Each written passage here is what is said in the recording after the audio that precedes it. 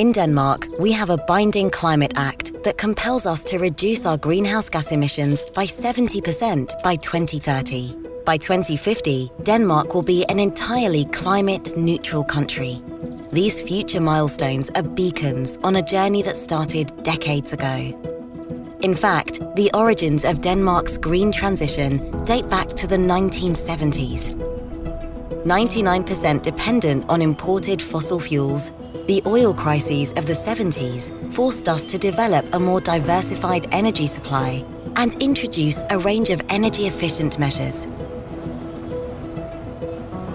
Growing public concern about pollution and the depletion of natural resources led to the establishment of the world's first Ministry of Environment. In the 1980s, oxygen-starved fish were found dead in the Kattegat Sea. Agricultural discharge into the waterways spurred Denmark to devise its first national water action plan with a focus on cleaner wastewater. Domestic energy production was increased via oil and gas extraction in the North Sea. State support for wind farms and green electricity production, combined with the country's resounding no to nuclear power, aided the expansion of wind power and the rollout of energy efficiency initiatives. Denmark made history by erecting the world's first offshore wind farm in 1991. New coal power plants were banned. We began liberalizing our energy sector and achieved self-sufficiency in energy production. The 90s also saw Denmark moving to reduce landfill by incinerating waste to provide district heating.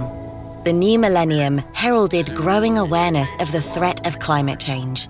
Accordingly, the Danish Parliament set ambitious targets regarding green power generation and CO2 reductions.